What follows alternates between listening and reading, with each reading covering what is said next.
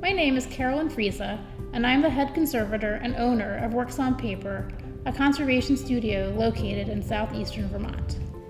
Last year, I was contacted by the Edith Bolling Wilson Museum in Wytheville, Virginia, about the potential conservation treatment of Edith Bolling Wilson's automobile operator's permit. When the museum was awarded the grant funding, I began the conservation treatment on this document to prepare it so that it could be safely exhibited at the museum.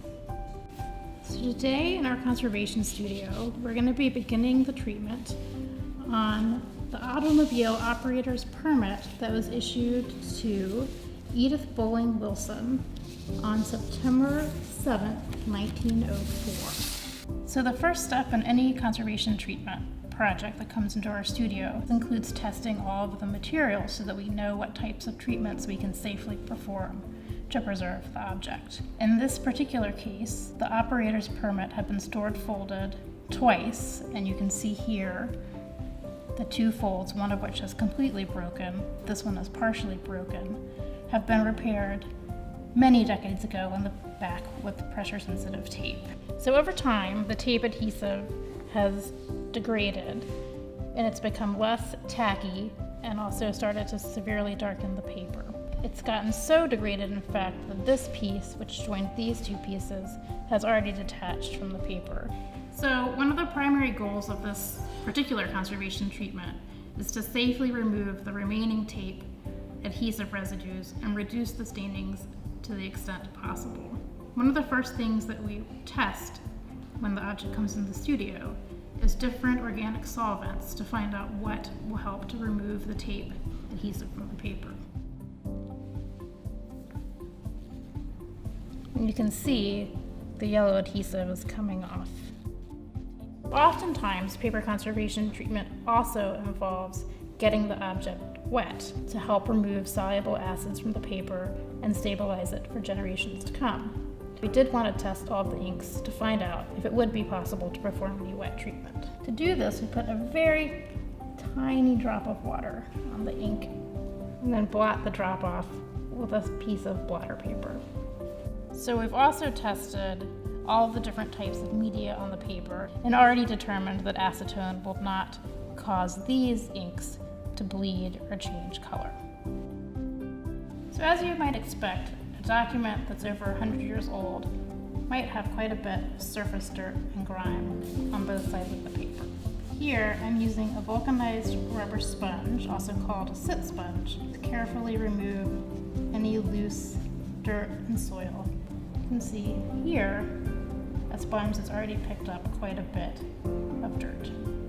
The next step in the tape removal process is to remove as much of the deposited adhesive on the surface as we can by gently scraping away the adhesive residue.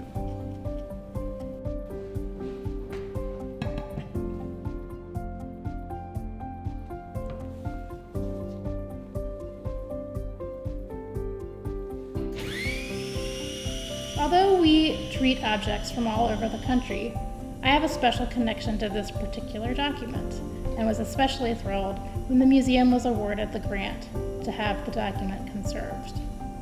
Edith Bolling Wilson's grandparents and parents both grew up in a home called Rose Cottage in Bedford County, Virginia, prior to and during the Civil War. It turns out that this is also the same home where I grew up as a child.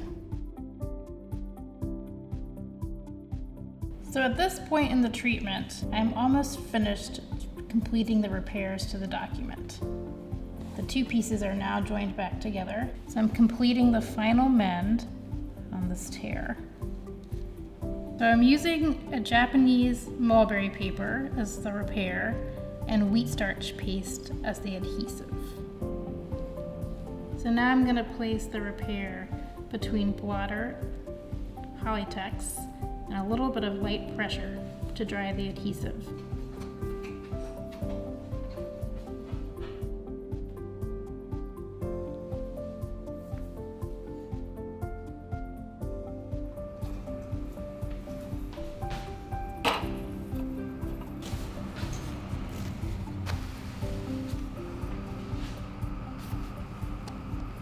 So now I'm placing the document in a humidity chamber so that the paper fibers can soften to allow the document to become pressed flat. So at this point, the document's been in the humidification tray for about 45 minutes. So because the permit has this embossed seal, we want to make sure that we don't press that out during the flattening process. So I've cut a template here that will prevent pressure from being applied on the embossed seal.